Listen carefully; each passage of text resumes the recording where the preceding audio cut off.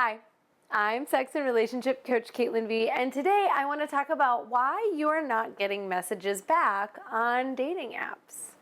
Now, dating apps are a really interesting way to meet people. Whether your goal is short-term dating, long-term dating, relationship, romance, love, marriage, children, you name it, there's an app for you out there. And you know what else? There's a ton of people on them, especially men. There are a lot of men on these dating apps, and it's a numbers game. You're competing against all of these men for the attention of a limited number of women. So if you are making a handful of critical errors that I'm going to teach you about today, then you are hurting your odds of ever getting a message back, which makes it impossible for you to ever get a date, which makes it impossible to get laid, have a relationship, etc. My goal in this video is to teach you a handful of techniques that are going to increase your odds of getting responses. Then with more responses, you can get more dates. See how this works?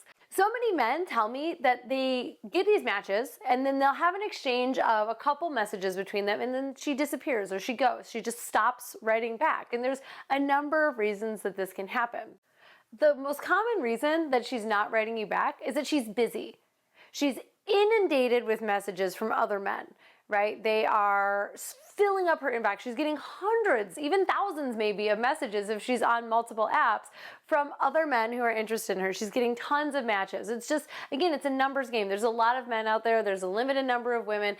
All women on dating apps get inboxes that are absolutely stuffed to the brim. So if she's not messaging you back, it's probably because your message is in a sea of hundreds of messages. And then add on to that she's a real person. She has a job. She might have a dog. She's got friends. She's got family. She's got projects due at work. She's got homework due at school. She has a full life and she doesn't know who you are. You're just a stranger who is messaging her, is showing up in her inbox. So the fact that she's not messaging you back really has nothing to do with you. It has more to do with her and her living a complete and busy life. And please take that into consideration. Do not get all angry and pissy with her if she doesn't respond to you, because it's really not about you. It's not a mistake that you are making, okay? So what's important to know about that is just don't take it personally. So many men come to me and they're really hurt. They want me to read their messages. They want me to tell them if they made a mistake. You didn't make a mistake. She's just a busy human being who has a full life, and your message is unfortunately not a high enough priority for her to get back to you. Now, if you are consistently not getting messages back from women, then it could be that you are making a handful of the most crushing errors that I see men make while they're on these apps. But first, a couple other reasons that she's not messaging you back. Number one, maybe she had a successful date with one guy, and because we have this sort of commitment to monogamy in our culture, she's waiting to see if that pans out before she messages anyone else back. She might be using the apps because she just wants a little pick-me-up. She just wants to feel desired, and therefore she's not messaging everyone back. And if that's the case, don't hate the player, hate the game. It's not because it's not that she was the one for you and that she somehow didn't notice, okay? We have a couple good exchanges with someone. You think that suddenly like it's meant to be and she was perfect because she also loved Italian ice and going to the art museum, and so you built her up to be like the one, the most special person. You're never going to get to be with her. Forget that idea. She was special, but there are more fish out there. Remember when I said it's a numbers game? What happens when you have one good date with someone and you stop going on the apps is that you are minimizing your odds of actually finding the right person for you. The chances of them being the one person who you started messaging with are pretty low. Even the chances of them being the one person who you went on one date with are pretty low.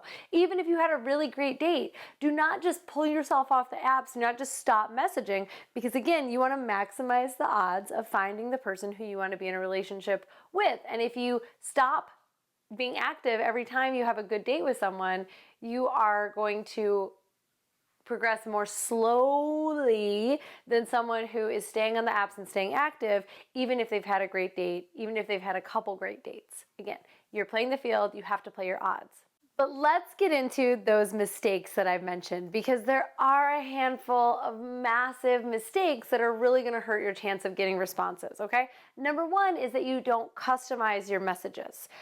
I'm not saying that you need to sit there and write a long and lengthy and specific message about this woman that specifically references 3 things from her profile. No, but you do need to say something more creative or imaginative than, how's your week going?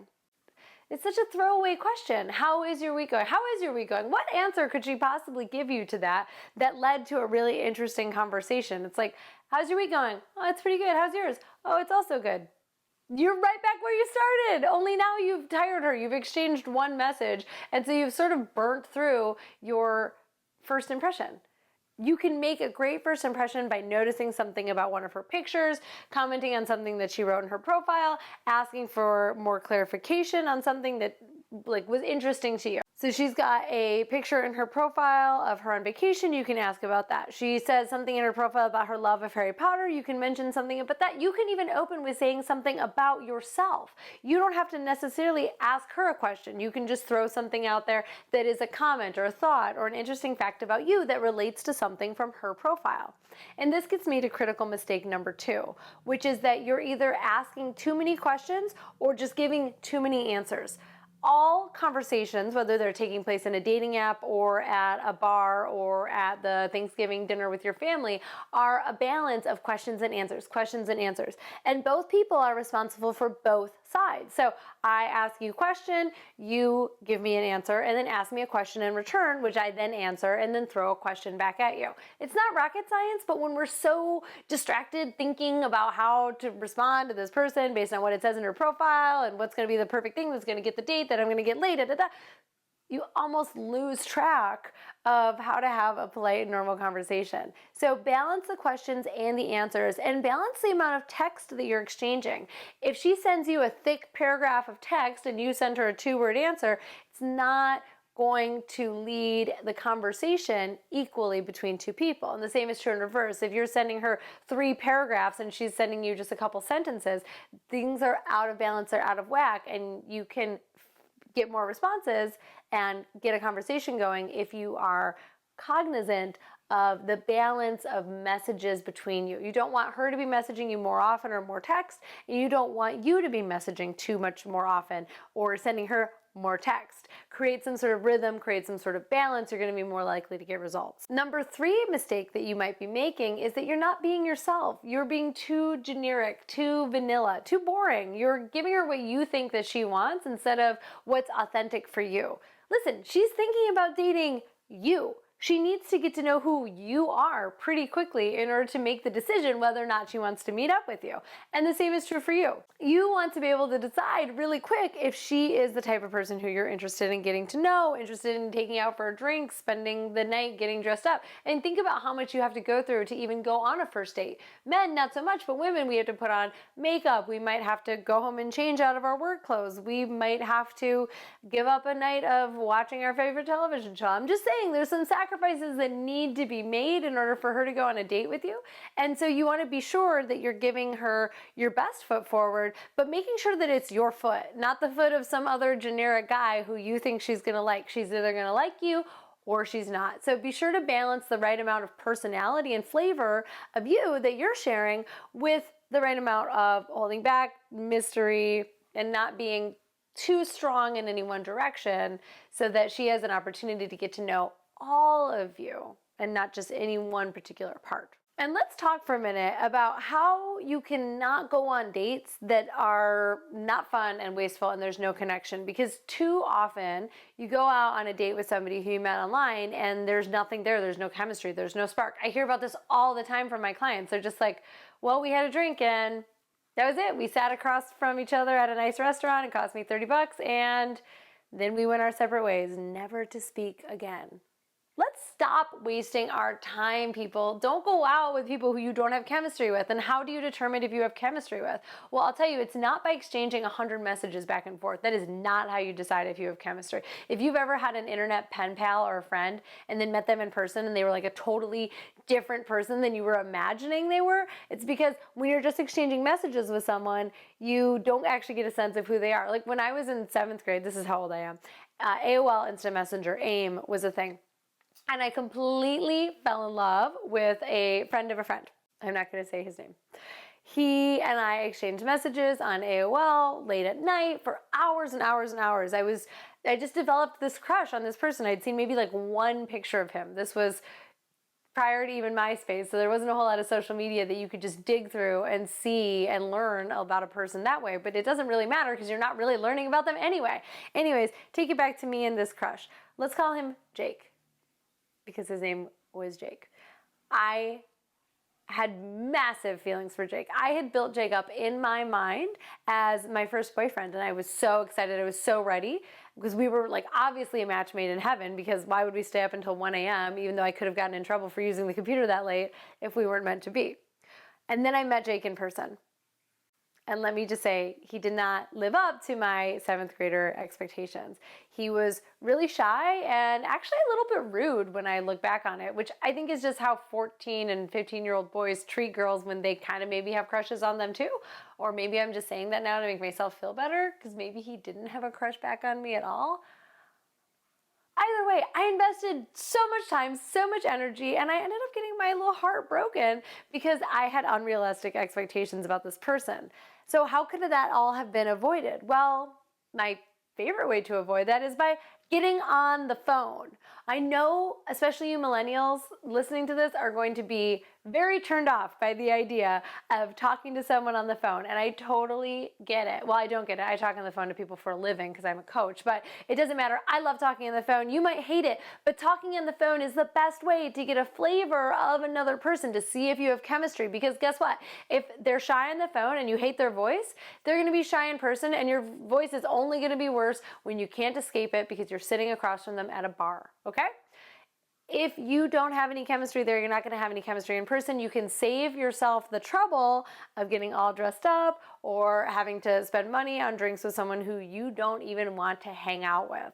So moving from messaging on the apps to texting to phone call to getting together really quickly is actually one of the best ways that you can guarantee actually getting a date and seeing if there's chemistry.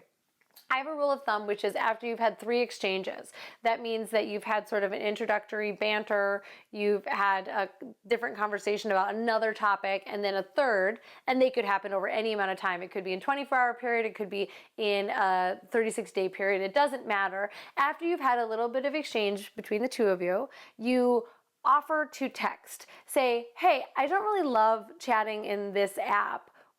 Please send me a text at, and then give them your phone number. This is especially crucial for men because you're putting the ball in her court. You're saying to her, here's my phone number. You can follow up with me if you're interested in taking this further. It gives her the opportunity to decide if she wants to pursue you.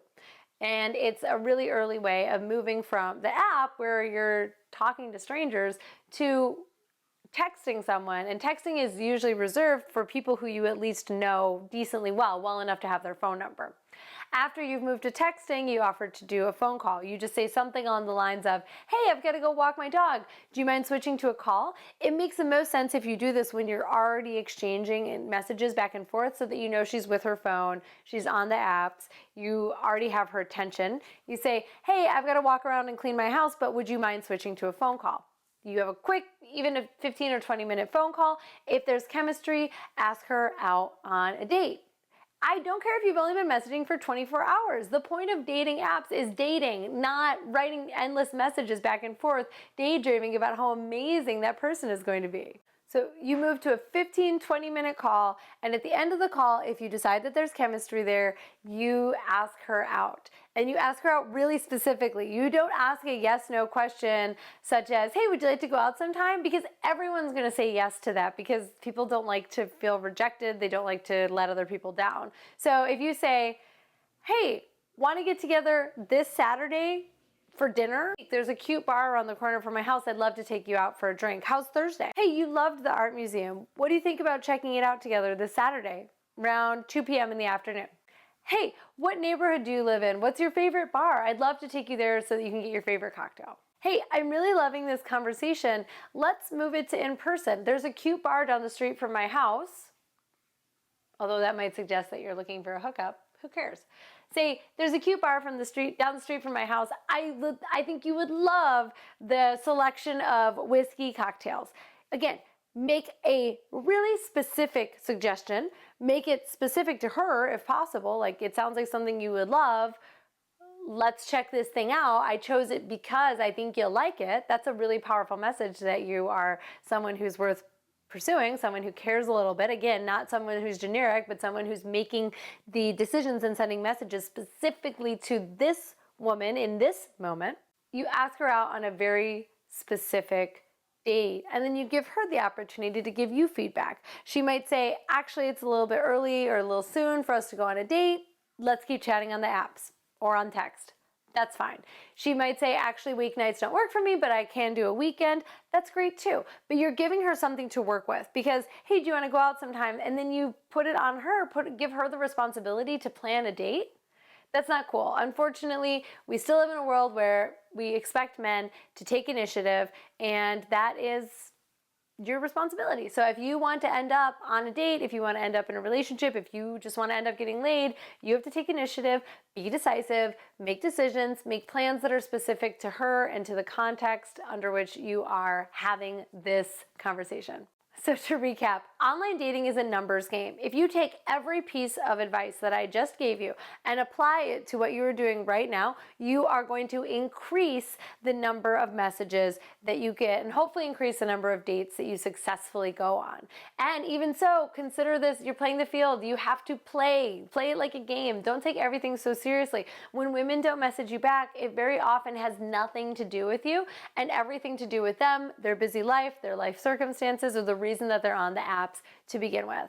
Finally, you can increase the number of dates you end up going on by sending specific messages, giving her a taste of your personality, balancing the questions and the answers and the questions, and moving to text message, phone call, and then in-person date relatively quickly.